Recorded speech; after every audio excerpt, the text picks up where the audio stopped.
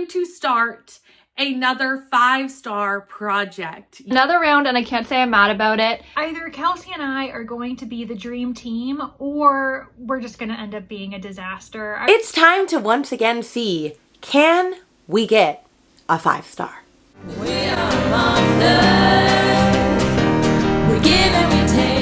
Hello friends, it's Rainy, and before I even introduce this vlog, I might as well say, I know if you are regular viewees of my channel, you're like, that's not your usual setup behind you. And you're right. I moved recently. I am in a huge transition of my life currently, a lot that I'm not sharing on the internet. Sorry, not sorry. So this is completely different. The bookshelves are different. I'm sitting on the floor. I couldn't fit my desk into this room. There are a lot of obstacles in the way. The lighting is not exactly what I want it to be, but we're just gonna roll with it, okay? We're gonna roll with it.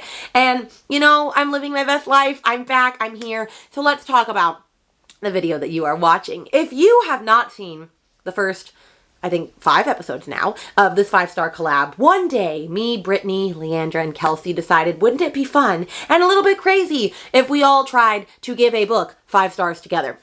Because we never can agree. Like, we'll get 3 of us to agree. The 4th one never will. It just, we have so many different eclectic tastes in books.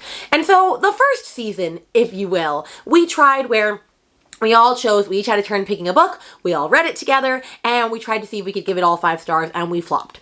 So then in the second season, we have decided that we would team up into pairs and see if we could be successful as a duo, and then if that book got a 5 stars, we would then give it to the next duo at the end of the season and see if they could make it happen.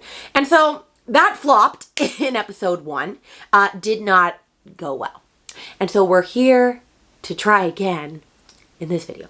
For this round, I'm teamed up with Rainy, and immediately upon finding out I was teamed up with Rainy, all I sent was, "Fanro, please? Like, can we read a fantasy romance?" Because Rainy and I, lately, both of us, living in our Fanro era.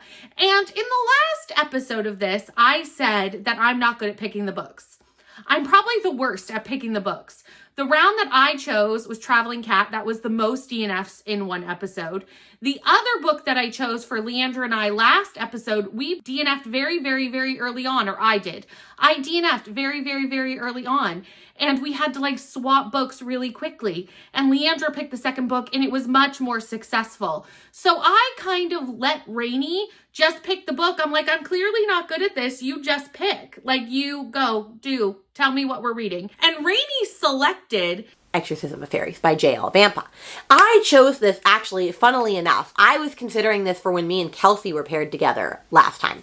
And Kelsey vetoed it very fast, said she was not interested in it. But then I realized it was way better suited for Brittany and I because it's a dark academia book and we love dark academia. It's actually compared to If We Were Villains and Nocticadia and Ninth House. So that has premise, right? As promise. So it's dark academia, which we both love. It's a teacher-student, which I love. It's gothic, which we both love. And it has fairies, which we also both love. But the like tropes or the subgenres that Rainy told me it was, which is fantasy romance, but also a dark academia fantasy romance with fae, all things I like. So I, of course, have been interested in reading it, especially if it's aligned with Nocticadia. However, I also get scared when people say that because that book is like a masterpiece. So I'm not sure if this will stand the test of time along with that book. But I am very excited. I think this could 100% be a 5-star. I've seen some other booktubers that I absolutely love, obsess, and gush over it. And I think that this could be the book that me and Brittany both give a 5-star. Going in with very, not low expectations, almost like no expectations because I know nothing about this book or the author. So I'm really just going in slate clean, knowing that like I love a fantasy romance and I love a dark academia. So like, please let this be a win. Now, am I 100% positive that if we give this a 5 that Leandra and Kelsey will? Oh, heck no. Especially since Kelsey already vetoed it for our little bit. But do I want them to have to read it? By golly, yes I do. Yes I do. Yes I do. So we will see if we are successful or not. Since I don't know that much about it though, it is hard for me to know if Rainy will like this. And honestly, I find it hardest to know if Rainy will like a book no matter what. I feel like Rainy is the hardest to predict in the group. So, I mean, I think Rainy could like this. But since I don't know that much about it, and honestly, again, you just never know. You never know with any of us, really. That is what we have seen from this whole like challenge is like, do you ever really know about any of us? Probably not. So will I like this? I don't know. Will Rainy like this? I don't know. We're gonna see where we're feeling about this, and we'll see at the end of the video if we all gave 5 stars or not. But if you've missed any videos, you can go to the playlist underneath this video and catch up so you can reacquaint yourself and see all of the flops and fails that have come along the way, and probably all the many that are to come. Okay? All right, let's move on. Either Kelsea and I are going to be the dream team, or we're just going to end up being a disaster. I really don't know which, but I'm really excited for the book that we're reading together, and that is Wild Dark Shore by Charlotte McConaughey. I have never read anything by this author before. I obviously recognize her. I know that she's the author of Migrations, as well as Once There Were Wolves. I think the latter title is far more popular, and even Rainy ended up reading it, loving it. I think she gave it 5 stars, which is just kind of crazy when considering what Rainy likes to read nowadays. It's just a huge departure, but we all have those hidden gems, those books that should be out of our comfort zone, and yet we adore it. With that said, I don't really see Wild Dark Shore being out of my comfort zone, nor is it really out of Kelsea's comfort zone. It is cli-fi, which is something Kelsey's not super familiar with or necessarily a huge fan of. I think it's more that she just hasn't experienced it enough to have an opinion on it, but I adore it. I love climate fiction. I think it's so important and so moving, and I think more people need to explore that area of fiction more, and it is a literary mystery. Now, the mystery element is obviously in my wheelhouse. Literary fiction is very much Kelsey's domain, but I do like lit fic once in a while. Literary sci-fi is one of my favorite genre blends this year especially, so I think this is going to be a winner for the two of us. Is it going to be a 5-star? You know, we're gonna have to find out. I have a really good feeling about Kelsey's experience with this book. I think she's gonna really enjoy it. Minimum 4 stars. What might prevent it from being a 5 is the climate fiction element. I'm not sure how deep we're gonna go into the climate crisis, into environmentalism, into the science kind of research that I know is somewhat a part of this story. It really is going to be literary fiction, and there's going to be some underlying tension. It might be a bit more suspenseful, a slow burn suspense, which can work for the two of us. But I think that the one thing that may not work for her is how much we focus on the science and the environment. I'm fingers crossing that we both get a 5. I have never read from this author before. I have had Migrations on my TBR for a while, but I haven't gotten to it yet. So I am really looking forward to reading her books and seeing if I like this one. I've heard amazing things about it. It's very much focused on climate, and I've heard that she does setting really well. For me, the only thing I'm really nervous about is whether or not this really is going to be a true mystery. I definitely feel confident about it being literary climate fiction. Some of the synopsis suggests that there will be mystery elements. I just don't know how strong it's going to be. If it ends up being more of a family drama and some of the suspense leans thriller-esque, that's where we're gonna get in trouble. But I'm really hoping that the writing style works for me, that I am really invested in these characters, in the Salt family, as well as the woman who just kind of washes up on the shore of this island.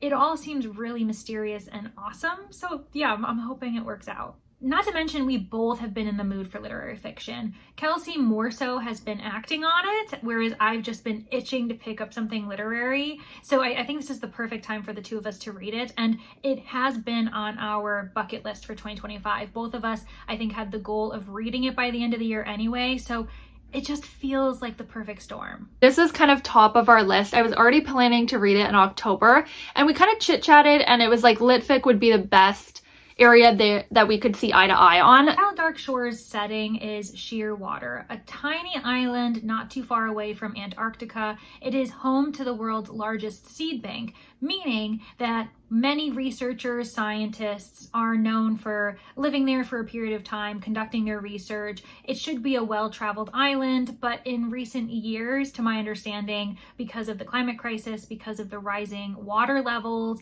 it's been abandoned. The only people who live on this island now are Dominic Salt and his 3 children. And this woman gets washed up to shore, and they end up nursing her back to life. And it turns out she has a lot of secrets that she's hiding, but Dominic is also hiding a lot of secrets, and so is the town. There is the description of a recently opened grave, and some other signs that put Rowan on the defensive because she's thinking, what do I not know about the Salt family? What has gone on before I even arrived here? And that's where the mystery elements come in. It feels like it's going to be a slow burn suspense. That's my prediction. It could ramp up at the end where we get a lot of chaos, but I don't really predict it to be the case unless Charlotte McConaughey is known for that. Unless she's known for kind of dragging us along, pulling us along with the tension, and then suddenly everything explodes. If that's the case, it really probably wouldn't be my type of narrative, but being literary, being beautifully written, at least again, I'm predicting all of this, I think it's going to be great, and I really just can't wait to dive in. So wish Kelsea and myself luck. Is this going to be the 5-star for the two of us that could potentially be recommended to Rainy and Brittany down the line? You know what, the jury's still out, but I really have a good feeling about this. I'm really interested. I think it'll be a good like setting mixed with litfic. I love character-driven stories, and I also like stories that kind of focus on the setting a lot. So I do think that I could really like this. I also think Leandra could really like it too. So I am hopeful that we'll both give it 5 stars. The only other thing for us to do is start reading. I am here to provide my first update on Wild Dark Shore. I am 30% of the way through this narrative. I am officially 33% of the way through Wild Dark Shore, and I am so invested. The language is beautiful, really wonderfully crafted prose from Charlotte McConaughey. I already want to try her other works, Migrations, When There Were Wolves. I just know that I'm going to vibe with her, and yet I've barely gotten into this story. I have some thoughts, some I can share, some I can't. We're still in the early days where it's kind of introductory, and we don't know that much about the characters. It's very mysterious. The setting is very like dreary, isolated island, which feels like the perfect time to read it is the fall. So I'm glad that we're reading it now. It just feels like a perfect fall wintry read. So I highly recommend reading this in the fall or winter time. We've met all the characters. We met Dom, his children. We've met Rowan. We kind of learned a little bit about the backstory of why she turned up on shore. I won't say too much because, again, there's some spoilers with this because it's kind of a mystery. It's mixed with, I feel like there's a lot on climate, there's a lot on mystery, and then there's a like a literary fiction aspect a little bit because it dives into kind of some of the characters, and I think we'll get really deep in the character development. So I kind of feel like it's multiple types of books in one, which I always like when it's mixed genres. I like when, you know, it's mystery mixed with litfic or just like different ones. I find it ends up being very interesting and captivating. We're maybe 100 pages in and a lot has happened. A lot has happened to the point where really I can't divulge too much because we've already gained some reveals, and Kelsea and I agree that it was really fun to witness this, you know, without any expectations. Some of the surprises, some of the secrets that these characters are withholding from each other, it's really riveting, and I think that speaks to the fact that this is literary suspense. There's a lot of emphasis on the environment, on climate change, the climate crisis, how it is a ripple effect and impacting people in surprising ways, and others, it's just violence towards the environment, and the environment is fighting back. Not in that term, I know that's not how climate change works, but that's how it feels, right? Humans have done so much to tarnish our world, the flora and fauna. They have suffered at the hands of humans for so long. It's not surprising that now society is falling apart due to the fact that the earth is warming, that we are having mass extinction events because of human intervention. Do we deserve it? We do. We kind of do, especially because right now administration is not taking any type of strides to prevent the climate crisis, to slow it down. Yeah, our future is not looking very bright. And what's unfortunate is you can see even at the minute level, at the micro level with the Salt family, that they too are being impacted because they have to leave their home, the home that they felt safe in, that the children have been able to experience and interact with the environment. But their island is sinking into the ocean. The ocean levels are rising, and it no longer feels safe for anyone to really be inhabiting this island of shearwater. That's why all of the scientists are already gone. It's also why it's a shock when this woman who was on her way to shearwater has her boat crash. Well, the boat doesn't crash. She is swept away from the boat and finds herself on the shore in a horrible condition. It is really thanks to Dominic Salt and his children for keeping her alive, and they're wondering, why are you here? Everyone else is evacuating. Everyone else is left except for this family of 4, and that's because they're waiting for another ship to arrive in 7 weeks. And in that time, they will have all of the seeds in the seed bank packed up, ready to go, and then no one should be on this island. So this lone woman, what is she doing? Why did she come to Shearwater when no one knows who she is? Meanwhile, Dominic and his 3 children have secrets of their own. They are concerned about the fact that Rowan being here, is it a sign? Does she know something? And Rowan too has her own secrets for why she's arrived on the island. So nobody trusts anyone. And we also know that there's been some turbulence within the family. Dominic and his 3 children, Fenrath and Orly, all have some tense moments. So clearly things happened prior to Rowan arriving on the island. And I think the children are really fascinating. Raph, he is trying to take care of his own anger. We've discovered that he has anger problems and he's a bit volatile. We haven't seen it yet, but we know that it has happened in the past. So that is something he's managing. I also am wondering if he has learning disability, potentially difficulty in reading. He might have dyslexia. I'm not sure, but that's what I'm gathering. Orly, the youngest, is the sweetest. And also the most, I don't know, there are, what am I trying to say? Orly supposedly can speak to the island, speak to the animals, the wind, especially those that have passed on. And that brings me to Dom, his father, who is seeing their dead mother, his dead wife, and he's having full-on conversations with her. So there's some supernatural elements going on. Nothing has been confirmed that clearly these people are having supernatural magical abilities. That's where some magical realism is coming on, saying, can they do these things or do they believe that they can do these things? And Orly, I think, represents the next generation. He has the biggest connection to the natural world, and unfortunately, he's gonna have to watch the natural world burn around him because of everything that past generations have done. Fen, too, is really fascinating. She's a 17-year-old young woman who is so in touch with the seals, with the water. She's practically a fish, but she has some weird things going on with her father where they can't really trust each other, or she doesn't feel safe in the home. I don't know. I don't know what's going on. I will say that Rowan arriving on the island is a catalyst. Now things are going to be coming into place, reveals are going to be happening, characters are going to feel cornered, and they're just going to have to reveal the secrets that they have. And I'm really excited to get into this further because it is a slower suspense narrative, but it's a quiet suspense. It's one that you want to peek into further and further as you delve into these characters' minds. And I think it's beautifully done. I think it's really beautifully done. I'm obsessed with all of the cli-fi elements, all of the moments that we are in touch with the horrible history surrounding what we've done to the planet, as well as the trends of what's going on now. Like, what can I say? I'm having a great time. I'm invested in the characters. I'm invested in the planet, the flora and the fauna. It's all just really coming together beautifully. And the setting is just lush. It's intimidating, the relationship that they have with the ocean that surrounds them, how isolated they are, the fact that there are no radios, they can't contact anyone is another obstacle that these characters have due to what's going on. And it's eerie that it's now an island of 5 people, a family of 4 and 1 stranger, and the next ship isn't going to come until 7 weeks, and it's the last ship. What's going to happen in the next 7 weeks?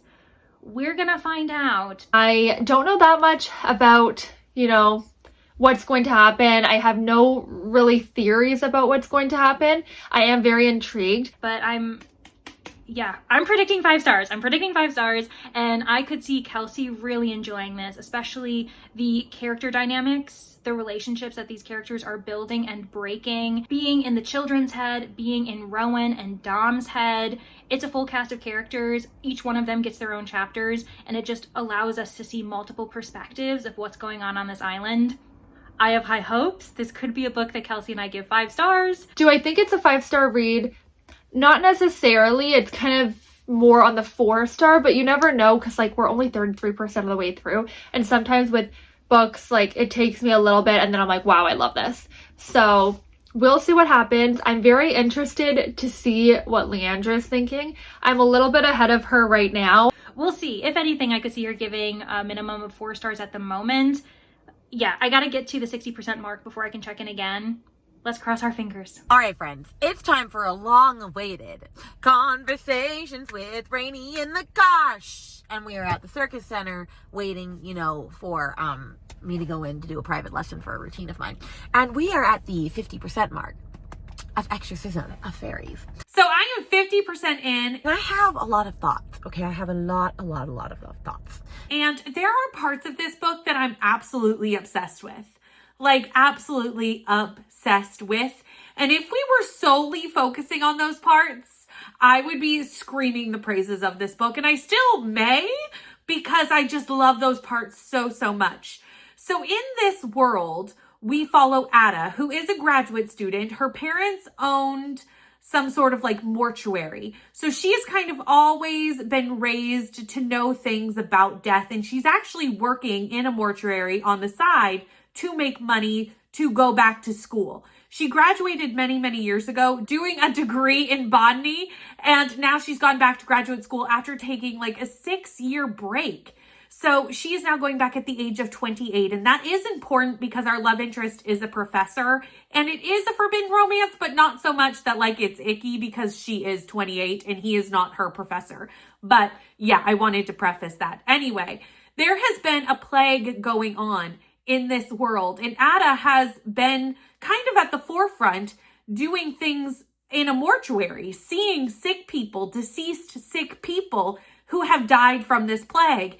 And she is trying to help in a way that is kind of around the authorities figure out what is going on with this plague, because it is taking 6 years and she's not really sure if everyone's doing their part, doing what they're supposed to do. She's starting to like kind of suspect the authorities a little bit with the coming to terms with what is going on with this plague. And this plague is so interesting. And this is the part that I'm obsessed with. This is the part because plants are growing inside people. Plants are growing from the insides of people. Hearts are turning to soil and plants are growing from them. And vines are growing up people's spines. And it's so interesting. There are other aspects of this book, though, that are not winning me over nearly as much as the cool plague. And that is Ada's friendship group in this book. I do like her relationship with Sonder. Sonder is a professor. He is a professor of morbidity, I think. Something like that. So he is also on the front lines trying to figure out what this plague is. She becomes his TA because she needs to get money to stay in school. So she is working for him to keep her place in the university. And I really do like their relationship. I find them very interesting. There's not a huge age difference. Yes, he's a professor, but he's a younger professor. He was actually in graduate school when she was originally in school the first time. So they were students alongside each other at one point. And I do really like their relationship. And they haven't actually started a relationship. They're just currently working on knowledge about the plague together and also, you know, doing teacher, TA, you know, stuff together. But like, I think their romance is going to work for me for sure. Like, I'm bought into that. I will say the romance is not nearly as hook, line, and sinker for me as Professor Deverick in Noctadia. Like, I love that man. I stand that man. I like Professor Murdoch in here. But again, it's not like those are on different levels. Those are on different levels for me. But her friends, I don't like her friendship group. And I find her friendship group really, really young feeling. And when Ada is with her friends, she feels so much younger than 28. I don't find her feeling younger than 28 when she's with Sonder or when she's just internal monologue in her head doing something associated with the plague. However, I do when she is with all her friends. They seem a lot younger. They're also graduate students. Some of them are younger than her because they obviously didn't take time off. So they are younger, but not as much younger as they're reading. Like, they're reading like 18, honestly. And I'm not loving that because I do need to remember that she's 28 for this romance to work. And I just wish she didn't feel so much younger when she's with her friends. And honestly, I don't even really know if the friendships are really necessary for this book. It seems like an added extra side thing to this book. And I don't yet see how it kind of brings anything to the story. It may, but as of the 50% point, I don't think it does. So there's like, the plague is my favorite part. This like really interesting plague system. Favorite thing. Romance is number 2. And then like way down here, we have like this found family friendship group that I'm like not necessarily loving. So mixed bag. This is literally Nocticadia, but like Walmart version.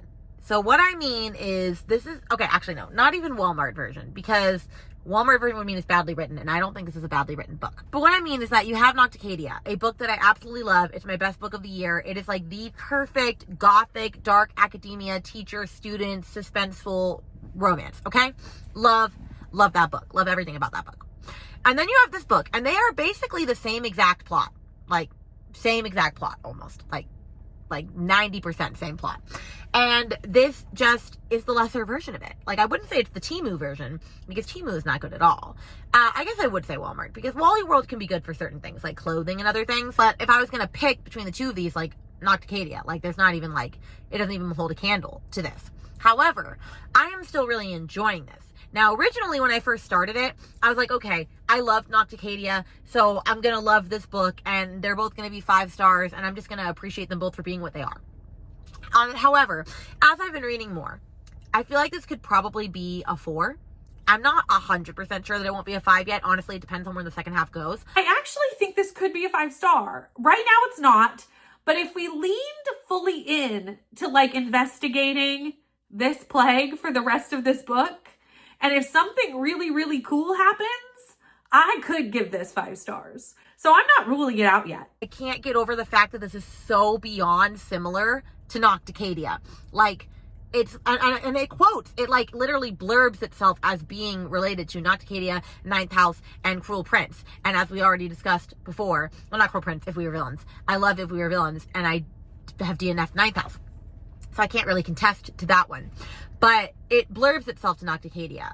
And so, like, the fact that it is so eerily similar just makes me go, why did you just copy the plot and the storyline of Nocticadia and basically add Fae or Faeries? Because I'm sure there are Faeries coming, which that's another thing. This is called the Exorcism of Faeries, and we haven't gotten to mother freaking Faeries yet, and we're 50% in. I just wonder why it did that, but I do love Nocticadia, and the gothic vibes and the writing is still really working for me, so I'm still having a really good time. I'm still interested in the plot. So Brittany, I really, really beg, will read Nocticadia if she ends up enjoying this, because I need her to understand. I need her to understand why that book is superior to this one. But I'm having a good time. Like I said, it reads really quickly. When I'm reading it, I'm having a good time, but it's not going to probably be an all-time favorite, which is a little unfortunate because I was very excited for this. But like I said, if I hadn't read Nocticadia, I probably would be enjoying this a lot more. But then I'm glad that I read that first, because if I was to read that after, I would be like, not that I would say that it's copying it because this came out after, but I don't know if I would enjoy it as much as I did because they're so the same. So anyway, that is that. That is my update. I'm going to update you when I finish this book again. Right now, it's like looking around a 4. It could bump up to a 5 depending. And that is the other thing that I will say is Nocticadia was a lot more suspenseful. Like, there were truly thrilling moments, like with like twists and turns that I was like, holy shit, I was not expecting that. And I don't know that this book is going to deliver that because the stakes aren't as high as in Nocticadia. But who friggin' knows? But anyway, that's my update. And I will check in with you later. I am 2/3 of the way through Wild Dark Shore, I am 60% of the way through Wild Dark Shore. and I'm still really intrigued by this narrative. I want to know how it's all going to end. I feel like a lot has happened, but also nothing has happened. It's a very short book, so I think that's kind of why. There's been quite a few reveals, a lot of tension because everyone is keeping secrets, including the children at times, and I just think it's in their heads. They're having a lot of thoughts, reflections on the past, which also makes it feel as though we've learned a lot, but that doesn't mean a lot has happened. It's definitely a drier book. It's not as character driven as I would have thought. It's very much setting. There is character there's character focus, but I wouldn't say character development necessarily, unless we're going to get some in the next 40%. These are events that happened prior to the opening pages of the book. For instance, we learn about Rowan's backstory, the events that led her to eventually coming to Shearwater. We also learn about the trauma that Dom and his children have experienced. He lost his wife to, I can't remember what I've already told you, but from what I can tell, he ended up losing his wife, and he's had to raise their 3 children mostly on his own. And we also are learning some of the motivations for why the children are the way they are, their own insecurities, their own fears, their own concerns about Rowan being there, and their concerns about what is going to happen when the ship arrives in a handful of weeks. Are they all getting on the boat or are they not? I think that I agree with something that Kelsea has been saying. She says that this is quite a dry narrative, which is to be expected with literary fiction at times. I feel like a lot of times with literary fiction, we get emotional stories, a lot of character development, it's character driven, but those characters are kept at arm's length while still piercing our hearts. So yes, it's dry, but I still think that there is an emotional pull, specifically when it comes to their relationships with the environment. I am going to sing this song for the rest of the vlog. The strongest element in this narrative is the connection that these characters are making to the flora and fauna, to the ocean life that have been negatively impacted by humankind, to the forest fires, the bushfires that we are continuing to see affect us in modern times. They are becoming more prevalent with every passing year, and so I think that McConaughey is depicting that really well, as well as shortages of supplies, of access to food, having a nice diverse ecosystem, even if not all creatures in that ecosystem benefit us specifically. That doesn't detract from the fact that the more diverse the ecosystem is, the better it is for everyone in the long run, even if we don't directly benefit. I am obsessed with all those conversations. For me, the most moving moments in this narrative has been when a character breaks down or feels concern, worry for the natural world. Fen is a really good example of that. Orly as well, the youngest child in the Salt family. And then Rowan too has an experience where it's in her head, but this line still sticks with me where she says to herself, I cry for the forest. Like, I'm not crying for physical possessions. I'm not crying for myself. I am crying for what is going on with the world, and that the biggest victim would be the flora and fauna. And I really relate to that so much. And it's why whenever I pick up nonfiction, it's typically environmentalist writing, because it's just so important and it really moves me. So yeah, that's pretty much my biggest positive thoughts for this narrative. Still very suspenseful, a very quick read. It's not a very long book, and I think it's just a very easy read. So people picking it up won't feel as though it's a slog, even though, as I said, action-wise, not much has happened in the present timeline, especially because not much time has passed. At the book's opening, we are 7-8 weeks away from the ship arriving, and I'm imagining that's the length of this book. I think the climax, or at least the last couple chapters when we're wrapping things up, is going to be when the ship arrives, and the question will be, is everyone getting on the ship? Can everyone get on the ship? That's kind of the suspense at the moment for me, while also gathering more and more questions. I think we've got more questions than answers at this point, and we only have like 30% of the book left, but I am still enjoying it, and I'm appreciating how quickly this narrative is going.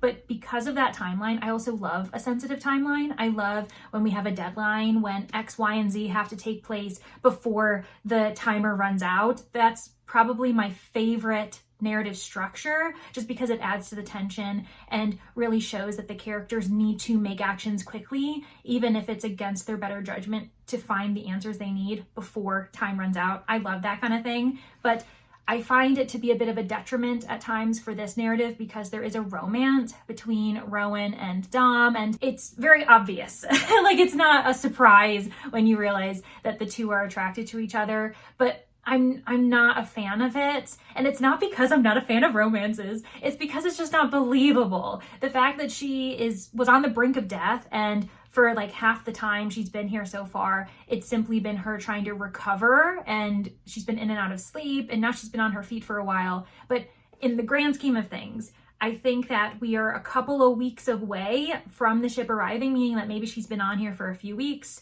on the island for about a month, and her and Dom having an attraction for each other and the thoughts they're having about each other, I'm just like, that's not realistic, especially with the dire secrets they're both holding, the fact that they're both super suspicious of each other. It would only happen in fiction. Like, that's all I can say. So I mean, okay, fine, suspend your sense of disbelief if you want, but for me, that's the biggest thing that I'm just like, This narrative didn't need a romance in any form. It could be found family, even with the suspicion going on, because Rowan is feeling lost in the world, Dom is feeling lost and doing his best for his children, but it could be a family unit without having a romance, or at least maybe years from now, months from now, however this book ends, there could be them building a relationship, but like, it just doesn't make sense right now. And so that's been putting me off. Whenever something happens where one of them is thinking of the other, or whatever's going on between the two of them and it feels romantic, I'm taken out of the story. I will say I'm not loving this. I am liking it. I'm enjoying it. It's definitely drier. I like kind of the major topics, climate. I'm liking the aspect of Rowan talking about, you know, how she didn't really ever want to have kids, and she didn't have kids, and her husband kind of felt a different way about that, and kind of the thought she had about the world and why that impacts why she didn't want to have kids. I find that very relatable, and I really enjoyed that aspect. So at the moment, this is feeling like 4 to 4.5 stars. It depends on how it all ends, if it all wraps up really well. But I can't imagine it going below 4 stars. So yeah, that's my biggest criticism, and it sucks. As of right now, this is not screaming 5 star. It's screaming more a 4-star for me. I'm loving the major topics, but again, I'm finding it kind of dry, and it's not one that I'm like dying to pick up. Like, I'm reading it quite quick because I think it is just a quick read. It's very short, it's 300 pages. That doesn't take away from how bingeable this book is, how much I'm enjoying it. And I'm really enjoying my talks with Kelsea. I know we probably should be like keeping things close to our chest, but it's really fun to touch base with each other. And both of us are actually planning on finishing the book today. We're going to check in periodically, and I'm really looking forward to seeing how we both react to the end. I think she's also feeling the same issues that I'm feeling. It's been helpful to talk to each other about this too, because we are getting a better understanding of what's not working. And I don't really know how this is going to end for her, but I think that I'm going to stick to my guns and say that at the very least, we're going to give this 4 stars. I finished this 4 days ago. 4 days ago, I finished this book, and I still haven't updated for the vlog. And that is very, very unlike me. I usually will like put a book down, like I will finish it. I will collect my thoughts within like 30 minutes of reading it, maybe an hour, and then come update you because I want to give you my fresh ideas on a book. Very, very rarely do I wait any significant portion of time. I might wait till like the next morning if it's late at night. I don't typically wait days. That is very, very unheard of. And that is because I have been trying to figure out what to say about this book. And I have very little to say. We are here right now because I need to share my thoughts on the Exorcism of Faeries, because it's been like 2 weeks and I've not been wanting to update this, which might say a little bit about my ending thoughts. I am doing a 3.5. It's probably more like a 3.25 if we really think about it. But I do have my notes. There are a lot of things that I want to discuss in this update as to why this updiddly date, as to why I didn't love it. Okay. What I loved about the beginning of this book was this plague, the atmosphere in the first 50 pages of this book. And by the time I did my 50% update, I could see that we were like not getting the same level of atmosphere through the middle of the book. So I was seeing that. I didn't mention it as much, but the atmosphere at the very start of this book was so, so good. And then it just kept tanking and tanking and tanking and tanking until the atmosphere was basically gone. All we were doing at the end of this book was like going around doing the same thing over and over, and it wasn't even done well. We brought in more of the friends, and that was my least favorite part of the book, as you know. So seeing more of them and bringing them into more of what was going on didn't really like help me in any way like this book.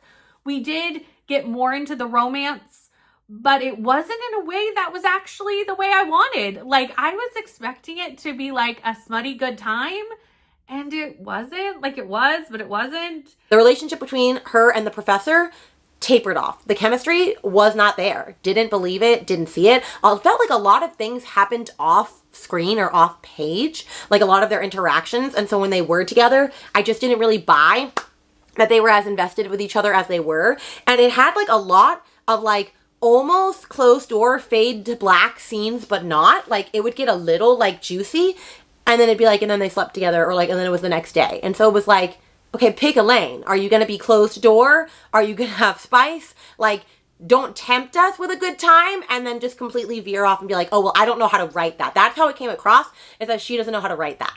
And so that's kind of where that felt, okay? And it was just all so mid. It was just so mid. And the funniest part of this was, like, off the first 50 pages, I actually was like, this might be a 5-star. Like, I am really loving this book. And then by 50%, I kind of was not as sold on it, as you know, but I was still like, okay, it's a 4. And by the end, I'm like, no, it's not, it's a 3.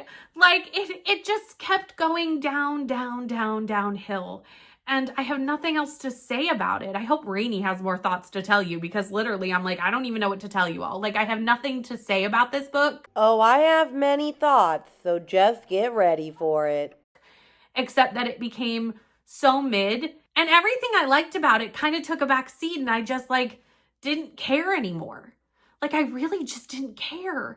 And eventually I just started, like, listening to it while I was puzzling, because I really just didn't care anymore. And that's always a sign that the book has kind of, like, lost my attention, lost my, you know, attention. That's really the word. It's lost me. And I'm just now listening so that I can finish it, listening to see if it maybe can recapture my attention. And it just never did, which is unfortunate, because I do think there was a lot here that we could have really dived into. I think there was a lot of potential here.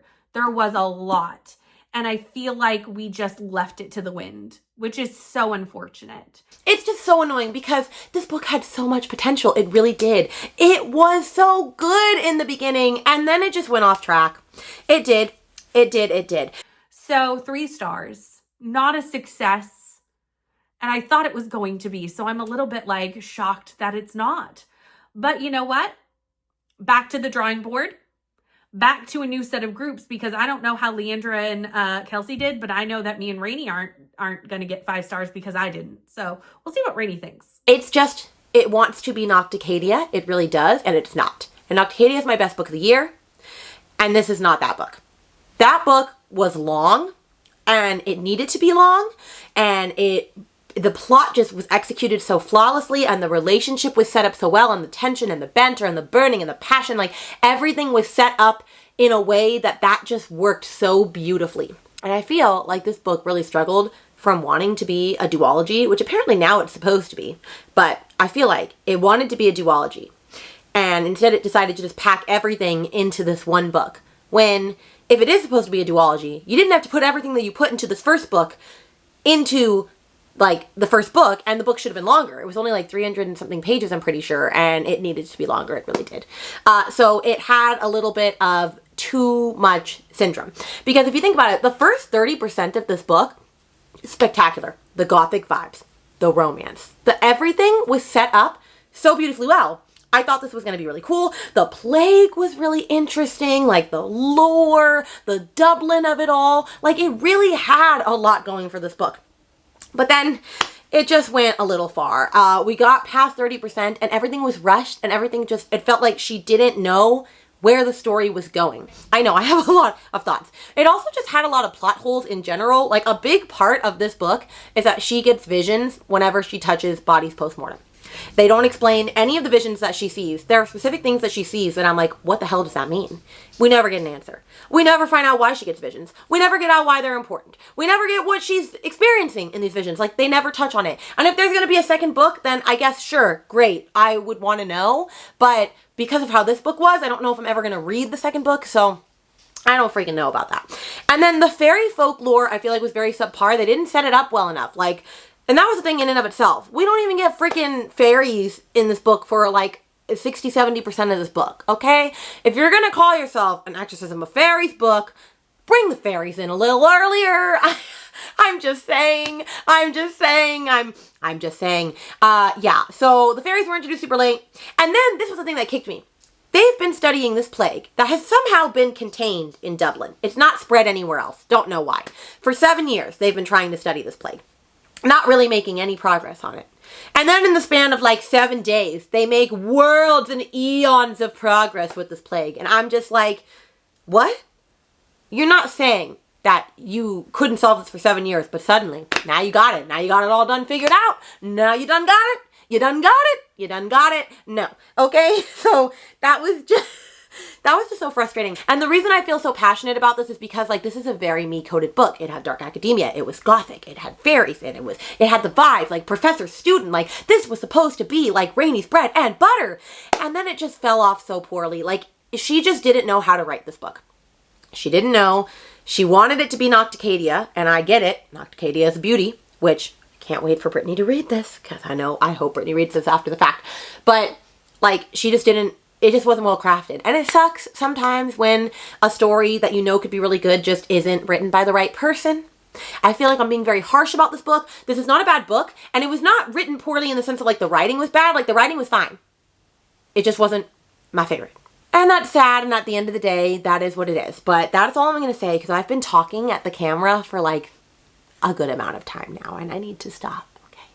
I need to stop. I am officially done Wild Dark Shore. Before I give my final rating, I just want to kind of talk about my thoughts of the book. Well, friends, we finished A Wild Dark Shore, and I'll tell you, I am very disappointed. The writing style, I didn't 100% vibe with. I wasn't really into the writing style. It was okay, and that's something that I expected to really love. I also really expected to love the climate aspect and the character development. I found the character development didn't really happen. It was really drawn out, and we got bits and pieces about the character, but we never really learned a lot about them, especially some of, like, the side characters, which I felt were kind of main characters. And the mystery was really drawn out too, to the point where towards the end, like, you just knew what was going to happen. So, or you had, like, an inkling. And yeah, I just felt like it was super drawn out for only being a 300-page book. It definitely felt a bit longer than that. I found, like, the first 50% I read really fast, and then the rest, it just felt, even though it was a quick read, it did feel like the whole story was kind of drawn out. It was like, okay, let's just get some answers. Apart from that, the climate aspect I felt like was completely missed. I love that aspect. I thought that it would be very well done, and I just felt like either I missed the point or the author missed the point completely. I see a ton of good reviews, so I'm like, okay, maybe I missed the point, because I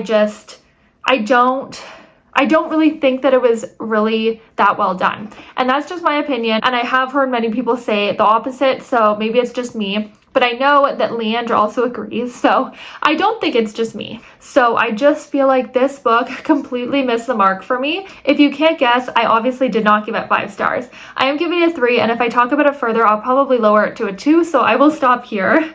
I know Leandra also didn't give it a 5, so better luck to us next time. I am so disappointed with how this all wrapped up. The last third of this book honestly made the entire thing feel pointless to me. Certain actions and sacrifices made by characters just boiled my blood. I actually am angry. I am more than disappointed. I am angry, and I'll be interested to see by the end of this clip if I lower my rating even further. Right now, I am feeling like I'm being kind and saying this is a 3-star read, because obviously the author can write. Charlotte McConaughey knows how to write a story, and I did appreciate all of the moments where we were pausing to reflect on the natural world, appreciating the intricacies, the unique elements that each plant and animal might have, and how sometimes these creatures do not benefit humankind.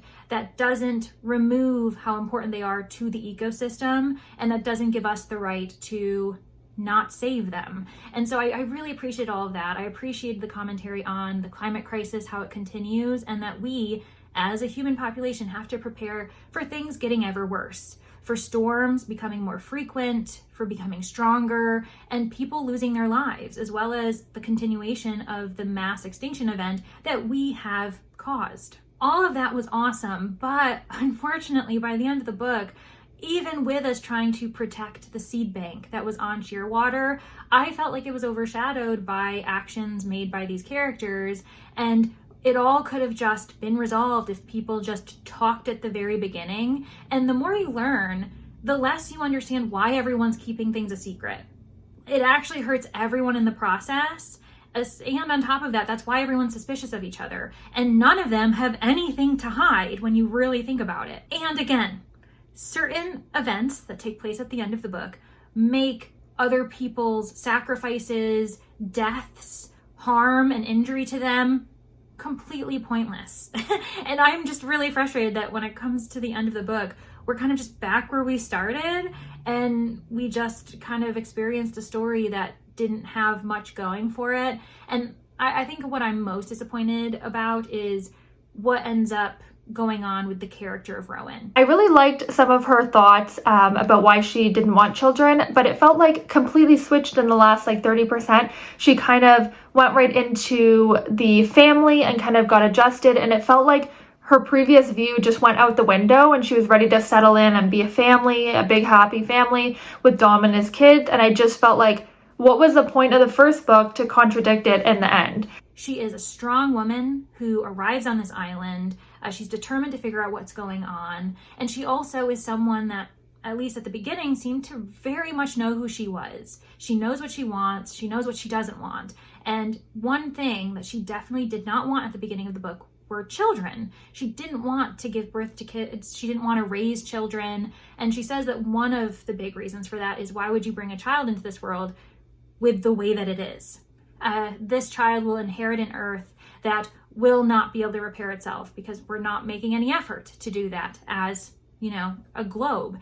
And how is that fair? That's a selfish act to have kids. And I know that there's the argument for people who don't want kids that they're the ones being selfish, when we're all being selfish, whether you have kids or whether you don't. It's a selfish act because you are making the decision for yourself at the end of the day. Like, you're not sacrificing anything by having a child, by the way.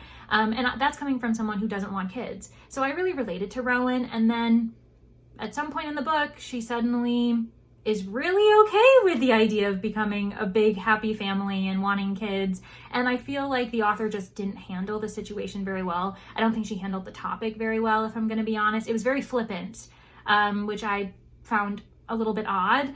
There's also the ongoing romance that happens that it kept taking me out of the book. It kept taking me out of it. And it was also very graphic. Suddenly graphic. Like, I would understand because sometimes a narrative will lead to like sexual intercourse, but this was suddenly in your face. And I did have a conversation with Kelsea about it because I was like, maybe I'm just sensitive, which I totally understand. And she's like, no, this came out of left field. And it was very sudden. So that made me feel better. At the end of the day, I feel as though the foundation for this book was strong, but the execution, especially the final third, was really rushed, and there was no closure. There was just a lot of trauma that was suddenly revealed, and the author didn't take the time to sit down and discuss and unpack this trauma that was experienced by Fen, experienced by Raph, by Rowan, and as well as Dom. I mean, all of these characters were going through things, and yet we really don't address it. The book ends and you're just like, okay, fine, I guess. There were pointless deaths, multiple pointless deaths. Like I said, trauma that was kind of just brushed over. And because there was so much focus on this happy family suddenly randomly being created in a very short amount of time that was unrealistic, that distracted us from what I thought could have been the main focus of the story, which is the climate, the natural world, and that being the biggest victim of them all. But, you know, here we are. People are going to enjoy the family drama. They're going to enjoy the suspenseful reveals, and at least one leans very much thriller, and it's one of the ones I hate the most. So if you know, you know. And it just ended up being a really disappointing narrative. With that said, Kelsea and I have discussed the possibility of reading Migrations, and I actually don't know if I'm willing to do it. At the end of the book, I was. But I mean, if I'm possibly giving this author 3 stars, and I think it's a kindness, I probably should give it 2-star range. I don't know if I would continue, but I had a good time reading it with Kelsea. And if she's curious about Migrations, and I was curious about Migrations at one point, I'm willing to try it. I'm just not holding out as high of expectations. Like, I'm definitely not going to be predicting anywhere near a 5-star, which is what I expected when I heard about the premise of this book. I thought it was going to be a shoo-in 5-star, climate fiction at its best, and it wasn't. So I will stick with my initial rating of 3 stars, but oh my gosh. if I sit on it long enough, it's gonna go down. So let's stick with 3 now and just accept this as a wash. I just feel like this book completely missed the mark for me. If you can't guess, I obviously did not give it 5 stars. I am giving it a 3, and if I talk about it further, I'll probably lower it to a 2, so I will stop here. I know Leandra also didn't give it a 5, so better luck to us next time. And I also already know what Kelsea rated this book, so we already know that this was gonna be a fail. But hopefully, Rainy and Brittany really enjoyed their book. I know what their book is. And if they both give it 5 stars, I won't be very excited to read it. Well, don't you worry your pretty little mind, Leandra. You won't be reading that book anytime soon. But I'll give it a chance. That's all I'll say. That's all I'll say. But yeah, it doesn't seem like a Leandra book, but I also still wish my friends the best and hope they both give it 5 stars. Back to the drawing board, new groups, and a new set of books. I'm gonna wrap this up now because, as you can tell, neither team got a 5 star. I gave it a 3.5. I can't remember what Brittany gave it. I think she gave it a 3.5 as well. And then we all know that they did not like Wild Dark Shore. So you are surely going to see us again with our new and final pairings. So get ready for another video eventually. And I just want to say a special thank you to all of my patrons. I love you so much. Especially, I just want to say, during this time in my life, this transition, which I'm not talking about publicly, but I just love you so much. Like, you have been so supportive of me. You've been so kind. You've been so patient with me. And I just love you and appreciate you so freaking much. And I just want you to know that, like, my patrons are the loves of my life. I love them so much. Also, these dogs are annoying me, so I'm going to have to go. Okay, I will see you in a video very soon. And goodbye.